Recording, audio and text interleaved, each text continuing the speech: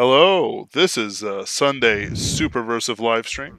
I apologize for the strange behavior, as YouTube is weird. We're here with W.J. Roberts and the rest of the Impossible Hope crew. Mr. Roberts, I know you are pressed for time. If you would give us your golden moments. The story that I wrote, Buddy, for the Impossible Hope anthology, for whatever reason, I had this nagging thing in the back of my head about how humanity has lost its way and how you can forget about taking care of somebody else. And then just, you have that moment where my character, he gives away that most precious thing because it's actually in a post-apocalyptic setting, and the little bit of food that he has, he shares with this starving dog, and just he gains that little bit of humanity back. He gives when he doesn't have it to give, and hopefully that'll be the main theme with this entire anthology, and people are going to give and help out Bonnie with this because the way that April described some of the stuff she's been through, that's insane, man. I am being stared at by my best friend who's waiting on me to get over there so that he can get married. So I think I'm going to have to go because he's getting ready to molest me. Oh my God, help me. Well, thanks for your time, and thank you so much for contributing. It's a very short and sweet little story that I think people will like. Thank you. I'm sorry for the technical weirdness. Oh, it's all good, and I appreciate y'all having me on. But I will catch y'all later. Be good. Have fun. See ya. Bye. Just a second. There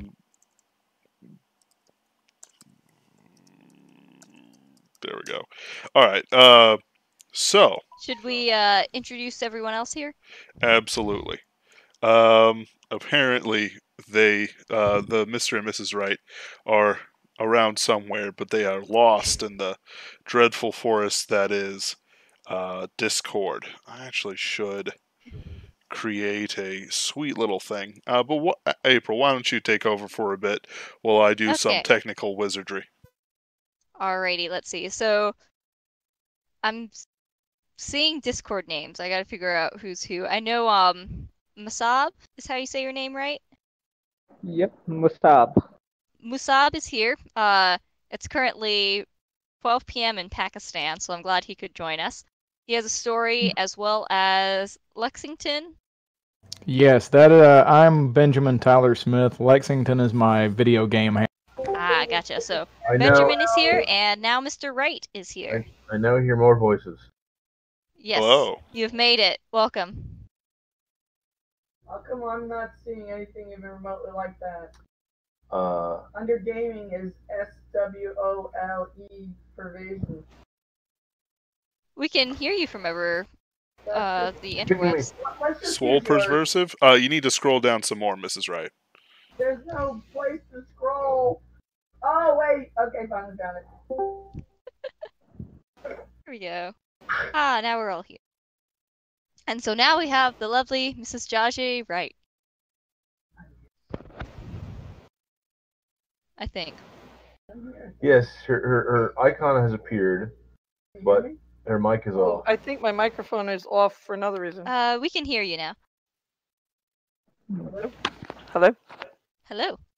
Alright, I just heard myself off. I'm going to actually hang up and go over to John's microphone because we're in the same room. I think that'll work better.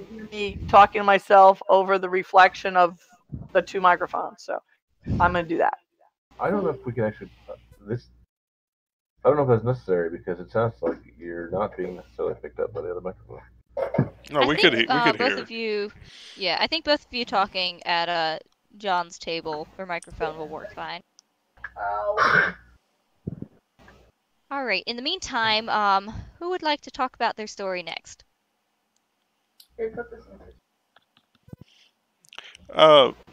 How about we start at the bottom and then work our way up? Poet of Saffron Park. What's your story about?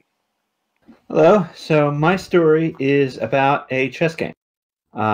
It's a perfectly ordinary chess game, which ends, as most do, with a car crashing into the room and killing all the participants and onlookers. And so the question is, when you play chess, you can often see something coming, and you have to decide what to do about it. You can't see that far ahead, only a move or two. So what happens if you had that similar sort of foresight where you can see a couple of seconds? What can you do? And more importantly, at least in the context of this anthology, how do you define a win? What are you looking to do? If you're looking to survive, that's going to produce very different results than if you have some higher goal. It's a very thought-provoking story. Thank you. The only reason it is in this anthology is I wrote it for a writing prompt subreddit, and the author of the prompt deleted the prompt about 5 minutes before I finished the story. So it languished on my hard drive for about a year until a friend of mine told me to start looking for anthologies to publish it in. So I'm very glad that the timing worked out, and I could contribute something. It was greatly appreciated. It sounded kind of twisty to read, like seeing what happens. That's how chess games often go. Yeah. And I'll read the titles in case anyone needs to know. So that one was Queen's Gambit. It's the third story in the anthology. And which one was Mr. Roberts? Mr. Roberts was called Buddy. That's right. It's kind of towards the middle. It's very short. It's not even quite one page, but it's just a nice little glimpse of like doing something outside of yourself, even when you don't have much to give. It reminds me of the parable of the in the Bible where the woman gets her last like 2 cents. Right. The importance exactly. In pretty much any ancient culture or any culture with limited resources of hospitality, it matters. Yeah, it's sort of it's been through history. That. All right, let's see. Masab, would you like to talk about your story? Well, my story basically revolves around a guy who's severely depressed and uses all the darkness he's collected in his heart as a shield, to basically hide himself from the world. What he at first didn't know was that the darkness slowly consumed him until it became its own worst enemy. So that's how the story begins. It's basically a battle with oneself, with their inner demons. That's very cool. To me, it's one of the greatest battles, the battle of self. Yeah, for sure. Have to be able to face yourself. So what inspired you? I think I forgot to ask Roberts. But I know for David, his was inspired by a prompt from a year ago. What inspired you to write your story?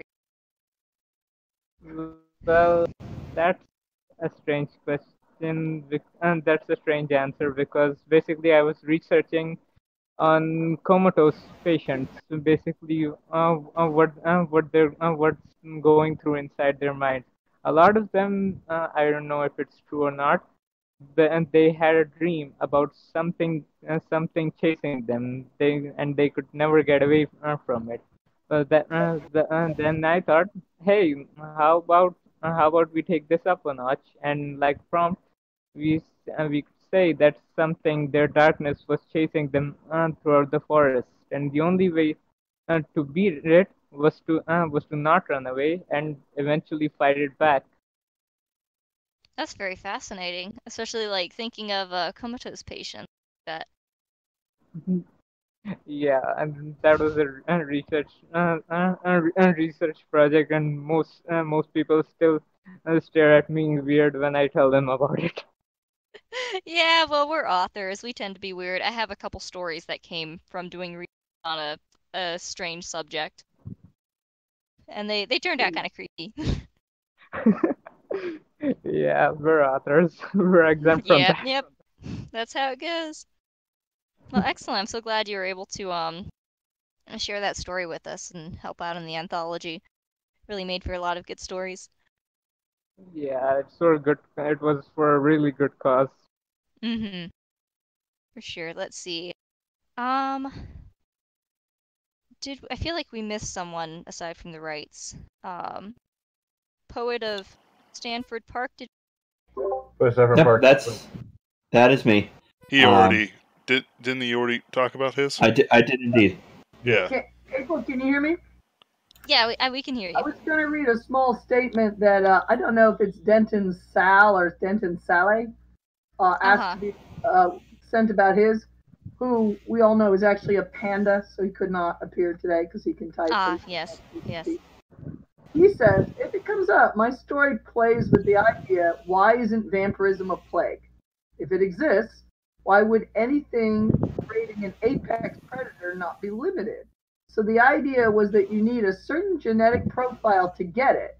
In other words, like some other diseases, not everybody's vulnerable. And if the profile's too recessive, you go mad. The rest is just a fever panda dream, and the ending ties into a set of short stories I'm working on about Slavic Texas. Or that word. Did he say Slavic Texas? I think I did say Slavic. Oh my gosh. Slavic Texas, where St. Yaroslav's Brotherhood enforces the compact between humans and supernatural creatures. There you go. That sounds awesome. So it's Slavonic fairy tale mystery background, but from those who have emigrated to Texas. So I'm passing that on his behalf. And his story, for anyone interested, is called Mulligan's Rogue's Last Secret. Moulin Rouge's Last Secret. Yes. Moulin Rouge. Moulin Rouge's Last Secret. Mm-hmm. And at the end, I'll go through. I have the all the titles with the little one-line snippet about it. So at the end, I can read through all those. So for everyone that wants to get this awesome anthology, tempt them with all the stories. But next, let's see. So Poet of Stanford Park. We talked about your story. Saffron. Saffron Park. Yeah, we got him. He's a poet of the law. Thank you. Yes, it's G.K. Chesterton, the man who was Thursday, the poet of Saffron Park. Yeah. Well, the two poets of Saffron Park were the protagonist and antagonist for the early part of the book. I was assuming you were the poet of the law, but you might have been a poet of chaos. I mean, flip a coin. Yeah. Depends on the time of day.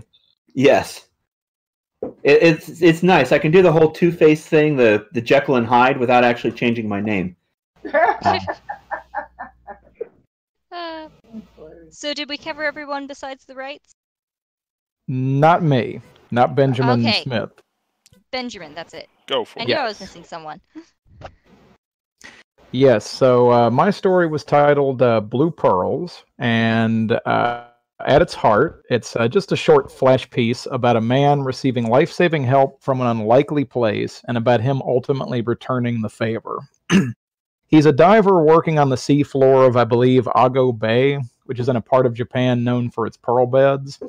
And over the course of several days, he's befriended this mermaid creature who, in an act of friendship, decides to gift him with a handful of pearls that she had collected.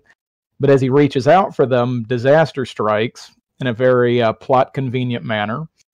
And ultimately, the two are going to have to rely on one another in order to survive the ordeal. So it's a short piece, but I'd like to think it turned out fairly well.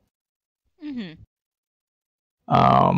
Yeah, the idea for the story actually came from another story I was working on several years back. There was a call for mermaid-themed stories for some middle-grade readers' age-level anthology, and I decided to do something set in a Japanese village that relies on pearl divers for their economy, with the monster being I think they're called Ningyo, or a fishman-type creature that can be likened to a mermaid in Western mythos.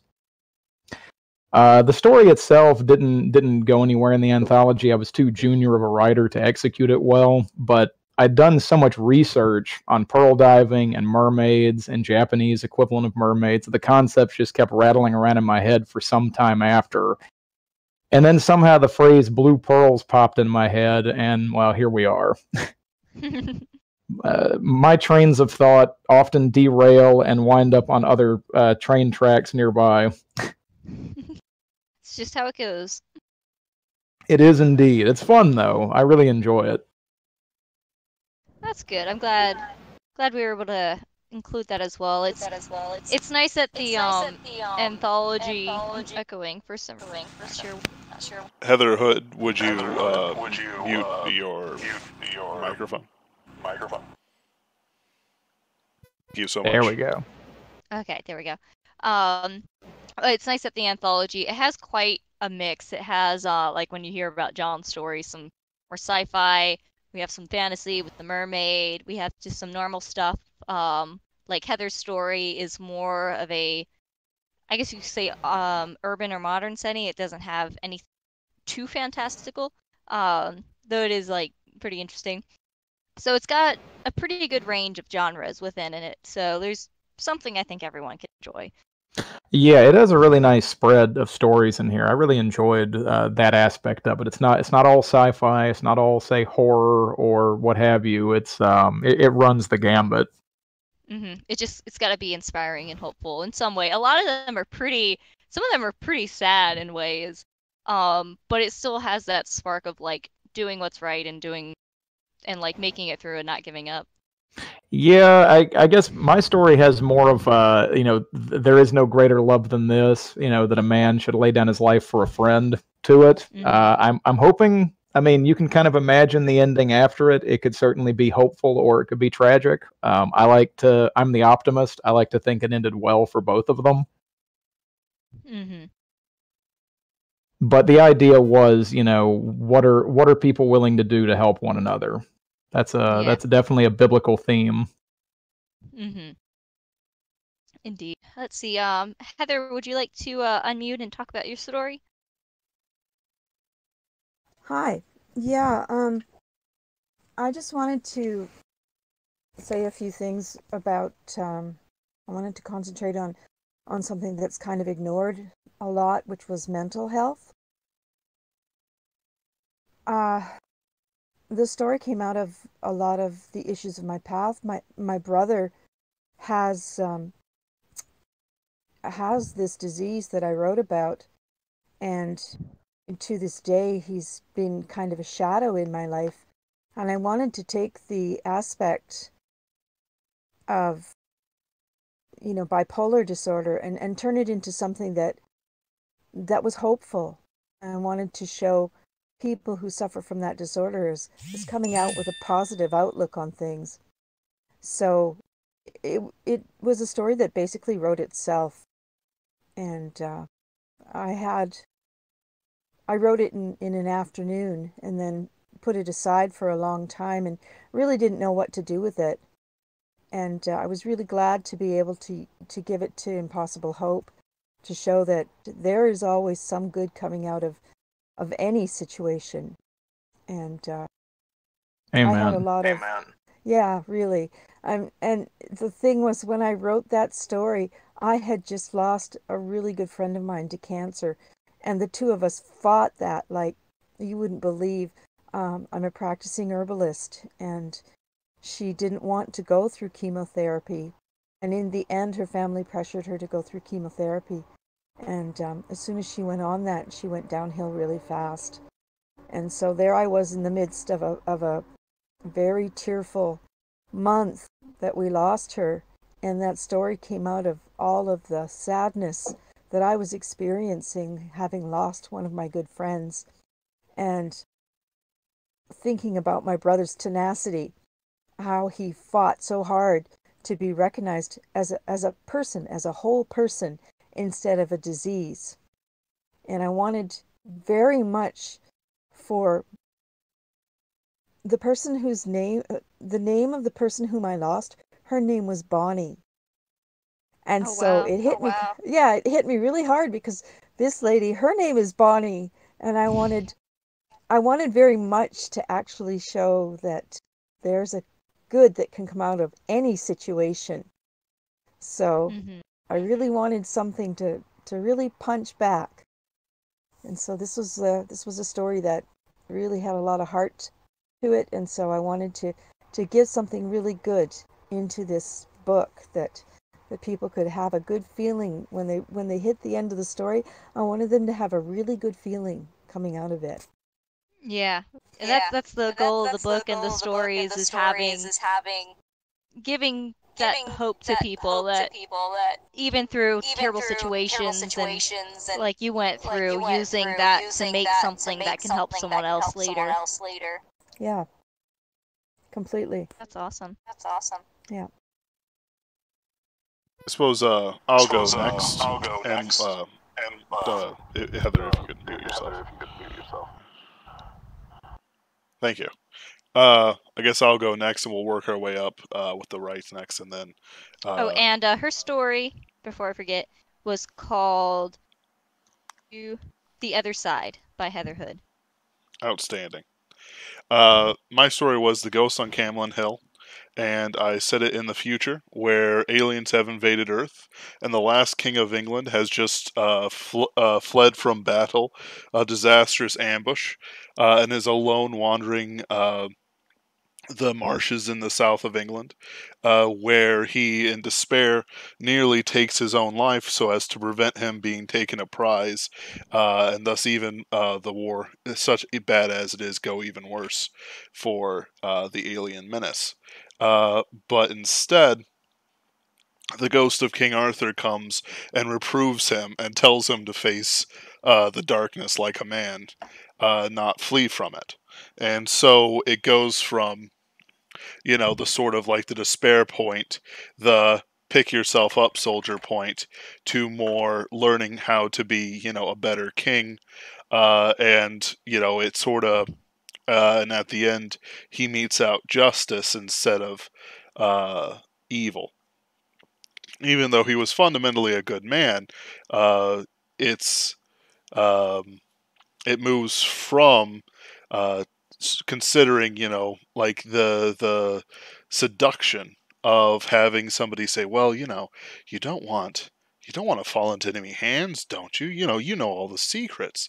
Your people will become in despair if they parade you around on their spaceships. To more, it doesn't matter, fight on. And it turns out well in the end, which is always very important. You have to have good endings where everyone's happy. Sadly, I didn't have the opportunity to match him up with a fairy or anything like that, or one of the fair folk. Though surely, he did receive a sword from the lady in the lake, who wanders around on streams of water, wherever she needs to go. There was no lakes in the region, you see, that he could visit. And so she had to settle for a brook instead. It all works out. It felt very fanciful word. Even with the mecha? Yeah, just the style, like the writing style and the language between characters has kind of like, it has the future setting, but kind of a more stylistic, like fable fantasy feel when I read it. Thank you kindly. So Can I just excellent. say how And much I love the idea that King Arthur returns not for a land invasion of Britain, but for an alien invasion of Britain? I mean, it makes perfect sense, but would never have thought of it. So, props for that at the very least. Thank you. But he only shows up long enough to prevent the despairing man from committing a sin against his soul and God. And then he returns to his ghostly slumber. Though all the knights are jealous that the current flower of English chivalry go around in mechs instead of horses. And they want their own. Of course, they named the mechs after, what was it they named it after? Well, the king named his after Galahad, and his friend was Lancelot, and so on and so forth. Very nice stuff. All the little references. Excellent. Let's see. Shall we move on to the rights? John had our mic muted, so you couldn't hear me laughing at the mech comment. With mech. The mech fantasy. Men only want one thing. Mech. Yeah, medieval mech fantasy. Yeah. My short story is the shortest story I've ever written, except for 2. It's 1,000 words long. I'm very proud I got a very short John C. Wright story. I feel very proud of that fact. There are not many short John C. Wright stories. I originally meant it to be a trilogy of 91,000 words, but I got it down to 100 words. So, whatever. Basically, the title is longer than the story. It is called A Random World of Delta Capricorni AA called Shetty. Shetty is a real star. Delta Capricorni AA is real. The main character is a girl who's trying to trample out a crop circle to attract a flying saucer because she wants to meet the flying saucer people. Flying saucer people also want to meet her because the Earthlings have a special talent that no one else in the galaxy has. And what that talent is a surprise end at the end of the story. The story, though it's only 1,000 words long, combined 3 or 4 ideas I had been toying with for a long time in my bin of science fiction ideas. Every writer has a little notebook or a cell phone where he keeps various random ideas that occur to him, and you stick them together in order to make a story. One of them was why evolution, as if things evolve randomly, don't look more random. So I had the main character land on a random planet where the things looked really pretty ugly because they were random, and nothing really worked, nothing really functioned as design because there was no designer. The aliens are pursuing another group of aliens, or maybe a supreme alien, referred to as the designers, and they know that they must have gone through Earth recently, within the last billion years, because Earth is so beautiful and so fair, and the animal and plant life is so well done, so well designed. And the girl they pick up has the, though she doesn't know it, has the secret to the mystery of where they went and what's going on with them. So to find out the surprise twist answer, you have to read the story. It's very nice. A whole trilogy fit into 1,000 words. Well, it's actually just the beginning of what would have been chapter 1 to set the scene, but the idea was interesting enough in and of itself too. I can hand the mic to you, Josh. Hi there. Hi. Hi there. So back in like 1995, I started a novel called Against the Dying the Light, which I'm still working on.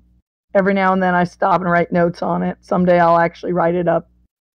And the plot of the novel is that there are 3 young women who are, in the early versions, they were just out of college, but I think when I actually write it, it's going to be like a soccer mom fantasy, which not many people have written.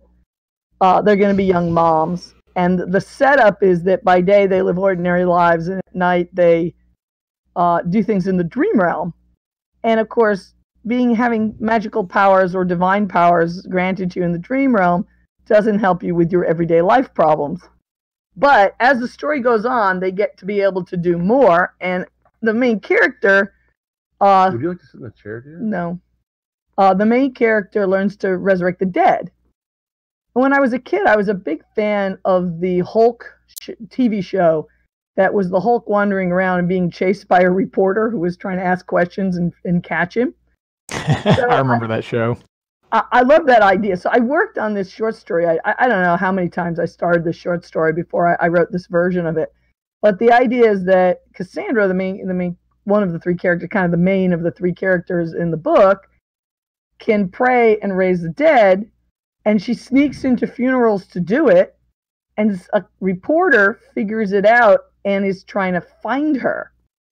So she's trying to sneak into funerals in the local area while she's, in between her normal life duties, and manage to pray and raise the dead without this reporter figuring out that she's the person doing it, because she doesn't really want to explain it to anybody or have to, go in front of the news. She herself is actually a photographer, so she's a person who works for the press herself.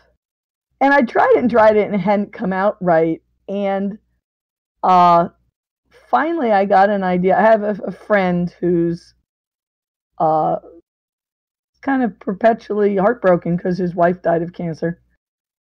And when I learned his story, it kind of clicked together, and it came up with the twist, the other thread that I needed for the story to come alive. And I won't say what it is, but the story's called Four Funerals and a Wedding.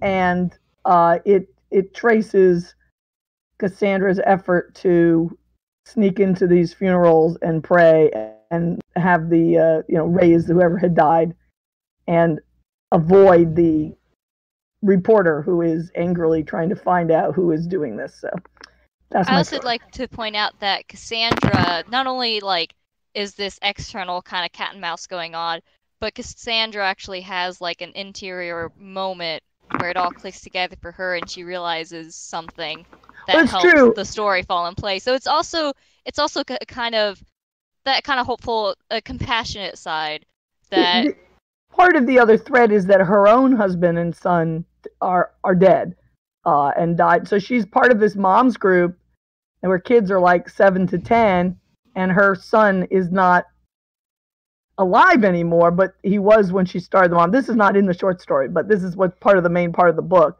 So she's dealing with the fact that she lost her own family during this whole thing. So it's very good. A lot of different kinds of stories, but all very good. April, did you write anything for it? I did not. I did write a story at one point, kind of during this, and kind of thought about putting it in, or like when I got this random idea and started writing it and thought it could maybe fit, but it's a bit much. All right. So I'm just gonna hang. It's kind of on the same vein as my story in Forbidden Thoughts, so I'm just gonna hang on to that one for now and see what happens with it. All right. So going into, But, I'm sort of go ahead. Taking over a little bit more just to push us along. So, starting with you, I guess, what were you looking for to put into the story? Obviously the anthology, obviously the quality stories which are there, and every story is quality. If you could go over your thoughts, and then we could sort of, see about how things are going for Bonnie and what the next steps are in her life, I guess.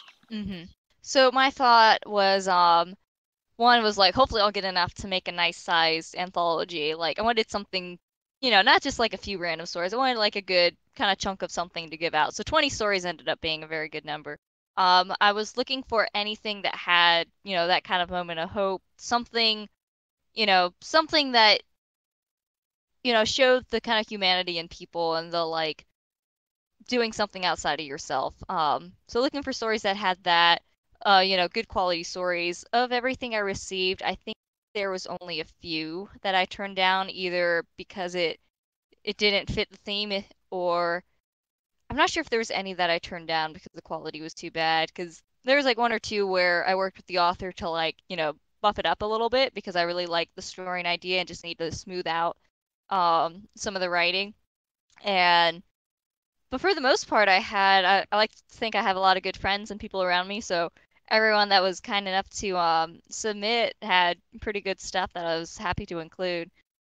And so I would receive stories and try and go over them, kind of as quick as I could. I did open up the submissions one more time just to get a few extra stories in. So I'd read over it. If I thought it looked pretty good, I'd send it to Nathaniel, Bonnie's brother, who helped me with this, and he'd read over it, and he helped with doing all the editing. So send it to him. He did all the editing, send it back for the authors to review, and then Ben Zwitzky was kind enough to do kind of a final edit of it, and Jaji helped coordinate that, and then Jason was able to help format it. So it was a lot of collaboration that went into this. I'm really thankful for everyone that helped. And so that's kind of how I actually really enjoyed it, like talking to everyone, trying to gather it up, make sure it worked. So it was a good, fun project to put together. Had a lot of, like I said, most of the stories were pretty good. Just making sure it like fit pretty well. And then now I'm done. Now Nathaniel's handling the sending it out. We've already sent it out to everyone who's donated so far on the GoFundMe. Right now, we are at 2,675. If you'd like what you hear, all these awesome stories, and there are a lot of really good ones and different length sizes. So there's a lot of variety, a lot that you'll like. And so if you want, you could donate $1. You could donate $10. You could donate $100, and every single penny of that goes to Bonnie. And so we'll keep it on the GoFundMe for as long as we can until it's kind of petered out. And then we'll switch it to Amazon. I can't tell you when it will be switched to Amazon for it to be in Kindle and paperback. I would say it's a good ways off, just because it's a lot easier for people to donate however much they want to help Bonnie on the GoFundMe, and it all go to her. So I'll announce when it's on Amazon, but for now it'll just be on GoFundMe. And Bonnie's doing pretty well. She's still got a long road to go. I believe she has another surgery coming up later this year. What was that one for? I think one of her spines still doing something, and they need to like support it so it doesn't like mess up the big surgery that they just did. And she's obviously very grateful for everything. And she's happy for any help we can give her. So we'll just fill out what we can to cover that one big surgery. And she'll keep going. She's slowly improving. She's able to like eat a little more, feel a little more. I think it'll be like 2 years till she can feel the like full benefits of that last big surgery. So it's great. She's doing well though, so yay. Fantastic. I'm always heartened to hear, some good medical stuff come from there. Especially, when you directly support something, as anyone who's going to listen to this, is going to do, even indirectly. Please like, share, comment. Send it out somewhere to maybe a friend, or maybe just to somebody who needs to hear a good word of someone else getting healed and doing better, or just has people around them that supports them. Though, not really sure what to do from here for it. The book's made. All you can do is check down below. Share it, basically. Exactly. Check down below. You'll find a link to the GoFundMe, as well as some of the other stuff that Superversive Press does. And overall, I'd say that this whole, except for the technical problems earlier today, which, I will apologize for again. This was intended to be a live stream. But YouTube apparently is allergic to good business decisions. And as such has taken away what I have discovered to be the only true group, sort of live streaming platform. Everything else is basically either Skype or recording it from Discord, which is what I'm doing now. And I am watching the set up like a hawk to make sure that I don't I'm not missing out on dialogue, or it's not recording or anything like that. Either way, and do, if you can support Bonnie and her many, many medical treatments, go for it. We do have quite a few anonymous supporters here, but we also have friends of the channel like Frank Luke, Robert Dean, and a few others who have supported her. Anyway, let's have some final words from people. Let's start with Poet of Saffron Park, and anything you'd like to say or plug or say in support of Bonnie. Nothing really beyond what's been said. I'm not sure how I can add to it, but I'm glad. I'm really glad we're doing this. I'm glad April put it together. I'm glad you put it together to try to help out, because any amount. I mean, we've raised what, 2,600. That's 2,600 she wouldn't have had otherwise. Yeah. So thank you for doing this. All right then, has it Musabi?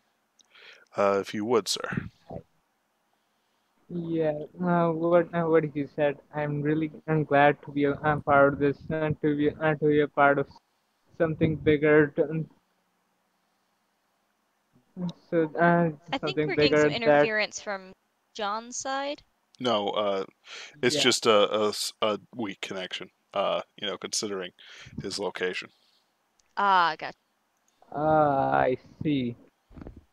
Well, I'll keep it short. I'm just really glad I could be a part of this to be able to to be able to make something that would hopefully give someone hope and well, good luck, all the best to Vani and her surgeries. And And it's I hope awesome through the power of the internet, we can have people from all over the world that can help. Thank you very much, sir. Lexington, would you like to go next? Yeah, I mean, again, just echoing what everyone else has said. I mean, I'm honored and humbled to be a part of this anthology. I'm glad to see that some money has been raised for Bonnie, and I'm really glad that to hear that she's doing better. We're keeping her in our prayers in this household, and there's really not much more for me to say. I just hope that people are, enjoy this anthology and are able to share it, and also to contribute to the GoFundMe. Heather, do you have anything else to say?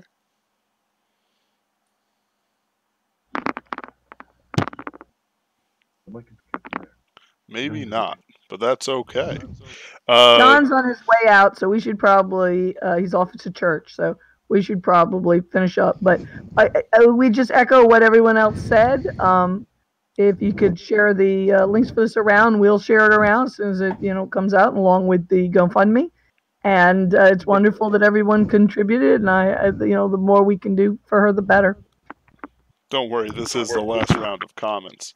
Though, April, would you like to take us out?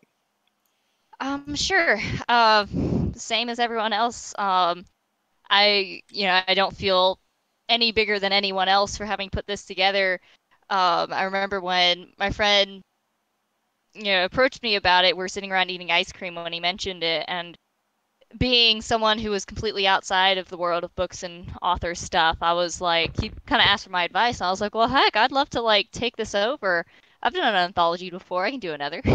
So it was fun being able to put this together and meet everyone that contributed and be able to help out. And $2,000 may not seem like a whole lot compared to what she has to deal with, but every little bit helps. So I'm just glad everyone else was able to help me in making something that can help her. She's a very sweet lady. She sounds like it every time someone talks about it. But thank you so much. I'll be converting this into some other type of file and uploading to YouTube soon. Thank you so much for putting up with it and joining us. Let's help Bonnie even more. Have a good one, guys. Take care. Thanks for having us.